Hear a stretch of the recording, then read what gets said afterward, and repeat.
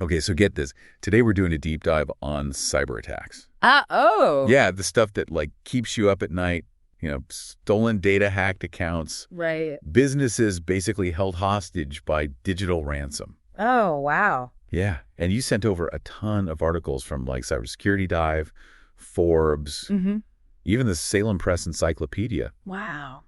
And some of this is really eye-opening. Yeah, it's really interesting to see how, like, the digital world and our everyday lives are just so intertwined these days. Right. And, with that comes, like, a whole bunch of new problems, new vulnerabilities. Totally. And what's really interesting is how, like, these sources we have, they all show how cyber threats are impacting everybody. Yeah. It's not just, like, big tech giants or, government agencies. Yeah, that's a really good point.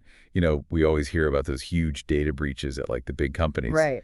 But Cybersecurity Dive actually found that 1 in 3 small to medium businesses Wow. were hit by cyber attacks just last year.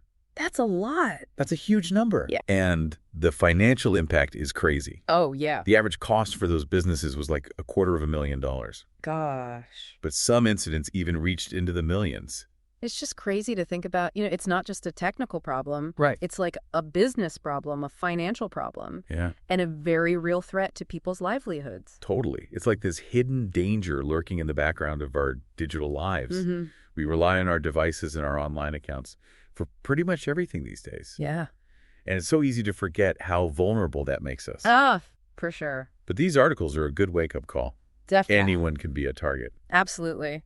And it's fascinating how, like, artificial intelligence is adding this whole other dimension to this whole problem. Right. Yeah, we tend to think of AI as this futuristic concept, you know? Yeah. But it's already playing a big role in both cybersecurity and cybercrime. It's like AI is this double-edged sword. Yeah. On one hand, you've got cybersecurity professionals using it to like beef up their defenses. It's almost like creating these superpowered security guards for our data. Exactly. And the EBS Go article talks about that. Okay. How machine learning can analyze these massive data sets, Right. looking for patterns and anomalies that would be impossible for humans to spot. Yeah. It's like having this digital bloodhound sniffing out threats before they can even cause damage. But then on the flip side, you've got the bad guys using AI to make their attacks even more sophisticated and effective. Right. It's kind of scary to think about, honestly. It is, and the same EBS Go article talks about how hackers are using AI to craft these really convincing phishing emails. Oh, God. The kind that can trick even the most cautious person into clicking a malicious link. Right. They're also developing AI-powered malware that can learn and adapt, Oh, wow. making it really hard to detect and stop. So it's like an arms race between the good guys and bad guys. Yeah. Constantly escalating. It is. And speaking of real-world examples, that Newsday article about the plastic surgery practice on Long Island getting hacked. Oh, yeah. That one really hit home for me. Yeah. Over 160,000 patients had their data compromised. Gosh. It just shows that this isn't some far-off problem. Right. It's happening right here, right now. And what's particularly concerning about that case is the sensitivity of the data that was stolen. Yeah. We're talking about medical records, Right. personal information, the kind of stuff that can have devastating consequences if it falls into the wrong hands. Totally. It's a stark reminder that cyber attacks aren't just about stealing data. Right. They're about stealing people's privacy, their security, their peace of mind. Yeah, for sure. And it's not just individual businesses or people being targeted. The Hacker News article talks about this group of Chinese hackers potentially linked to universities who've been going after everything from government agencies to hospitals. It feels like something out of a spy movie. It does, doesn't it? What's concerning is the level of sophistication and organization. The fact that these hackers might have ties to universities suggests a level of resources and expertise that goes beyond your typical cyber criminal. Right? They were using this tool called the Pygmy Goat backdoor, which sounds pretty ominous. A backdoor is essentially a hidden way into a computer system. Imagine leaving a secret entrance to your house that only you know about.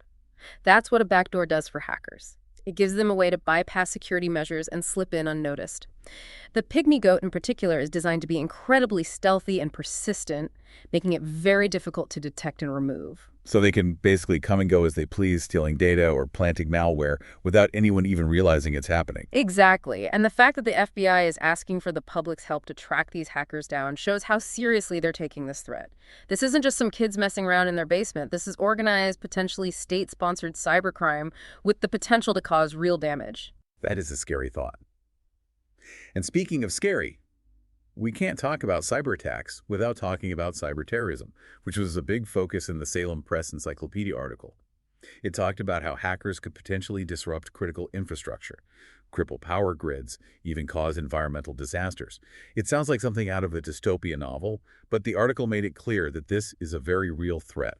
What once seemed like science fiction is now a real possibility, and that's largely due to the increasing accessibility of powerful hacking tools and the growing interconnectedness of our world. We rely on technology for practically everything these days, from electricity and water to transportation and communication, and that makes us incredibly vulnerable to cyber attacks, particularly those aimed at critical infrastructure. The article mentioned the love bug virus from back in 2000, which caused millions of dollars in damage worldwide. And that was before AI was as advanced as it is today. It's almost unfathomable what a determined cyber terrorist could do with the tools available now. Exactly. The potential consequences are truly staggering, and it's a stark reminder that cybersecurity is not just about protecting data, it's about protecting our way of life. Okay, so we've talked about the big picture, the scary stuff. But let's zoom in a bit and focus on something that affects pretty much everyone listening: Gmail. The Forbes article had some interesting insights into how even seemingly secure platforms like Gmail can be vulnerable to attacks. Gmail, with its billions of users, is a prime target for hackers. What's concerning is that even two-factor authentication, which is supposed to be this extra layer of security, can be bypassed with the right tools and techniques. I know for a lot of people, two-factor authentication feels like this impenetrable shield, so it's unsettling to hear that it's not foolproof. Can you quickly explain how two-factor authentication works and why it's still important, even if it's not perfect? Sure. Two-factor authentication basically means you need two things to access your account. Something, like your password, and something you have like your phone. So even if a hacker steals your password, they can't get into your account unless they also have your phone to receive that second authentication code. It's not perfect, but it makes it a lot harder for hackers to get in. So it's still a good idea to enable two-factor authentication wherever possible. Absolutely. It's one of the simplest but most effective ways to protect your accounts. The Forbes article also suggested some other proactive steps we could take to protect our Gmail accounts, like opening a second account as a backup for crucial data. I never thought of that, but it makes a lot of sense. It's a great idea. By having a separate account that's not linked to your primary one, you're creating a safety net. Even if your main account is compromised, you'll still have access to your most important emails and contacts. They also mentioned Google's Advanced Protection Program, which offers even more security features, including something called passkey protection. Passkeys are a newer way to log into your accounts, designed to be more secure and resistant to phishing attacks.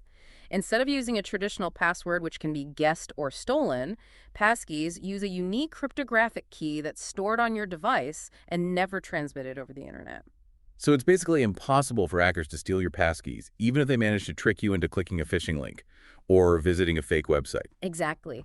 Passkeys are still relatively new, but they have the potential to revolutionize online security. If a service you use offers passkey authentication, I highly recommend enabling it. And of course, we can't forget about the good old Google Security Checkup, which takes just a few minutes and can help identify any potential vulnerabilities in your account settings. Running a security checkup regularly is like giving your digital life a quick health check. It can alert you to any suspicious activity, weak passwords, or outdated security settings that need to be addressed. So lots of practical tips to keep in mind. But let's step back for a moment and think about the bigger picture again. We've talked a lot about the threats, the attacks, the vulnerabilities. But what about the solutions? What can we do, not just as individuals, but as a society, to create a safer and more secure digital world? That's the million-dollar question, isn't it? And it's one that requires a multifaceted approach involving governments, businesses, and individuals working together. Yeah, it's easy to feel overwhelmed by all this. Right. Like cybersecurity is this just giant, complex problem. Yeah. Totally out of our control. But reading through these articles, I actually got a sense of hope, too. Oh, yeah. Like, it feels like more people are aware of these threats, and people are starting to take cybersecurity more seriously. I agree. I think we're seeing a shift from like a reactive approach, Okay. where we're just constantly trying to catch up with the latest threats, Right. to a more proactive approach where we're trying to like anticipate and Yeah. prevent attacks before they even happen. And that proactive approach is key. Definitely. Because like we talked about earlier, the technology is always changing. Right. The threats are getting more and more sophisticated. Mm-hmm. We can't just rely on the same old security measures. It's like a constant game of chess. Yeah. You have to be thinking like several moves ahead. Right. And Try to anticipate your opponent's next move. And in this case, our opponents are the hackers. Right, the cyber criminals who Right. are always coming up with these new ways to exploit vulnerabilities. So what can we do beyond the individual steps we've already talked about Well, to really push the needle on cybersecurity? I think education is a big part of it. Okay. The more people understand about cybersecurity, the better they'll be able to protect themselves. Yeah. So that means, teaching kids about online safety starting from a young age, Yeah. providing training for employees at businesses, Yeah. even just having open conversations about these things with our families and communities. It's like that saying, knowledge is power. The more we know about the threats, the less likely we are to fall victim to them. And I think another important piece of this is collaboration. Okay. Cybersecurity can't be tackled in silos. Right? We need governments working with businesses working with security researchers, Yeah. and everybody working together to share information and best practices. Because the bad guys are definitely sharing information and collaborating, right? Oh, yeah, for sure. Hackers are always sharing tools, techniques, vulnerabilities with each other Wow. online through forums and chat rooms and all that. So we need to be doing the same thing on the good side. Yeah, exactly. Sharing intelligence and working together to stay ahead of the game. There's a lot of talk about AI being this potential silver bullet for cybersecurity. Right. Do you think that's realistic? I mean, AI definitely has the potential to revolutionize cybersecurity. As we were talking about earlier, machine learning is already being used to detect and prevent attacks, Yeah. and it's only going to get more sophisticated. Yeah. But it's important to remember that AI is a tool.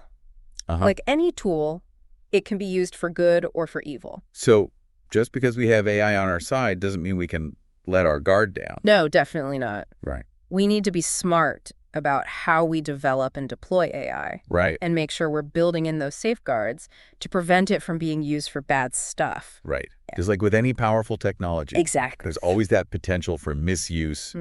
We need to be careful and responsible. For sure. And ultimately, it comes back to humans, right? Yeah.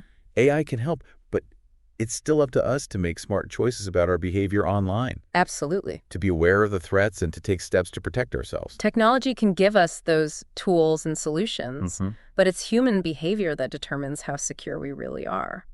Well, this has been a fascinating and at times a little unsettling deep dive Right. into the world of cyber attacks and AI. Yeah. I know I'm walking away from this with like a renewed sense of awareness and a to-do list of things to check on my own accounts.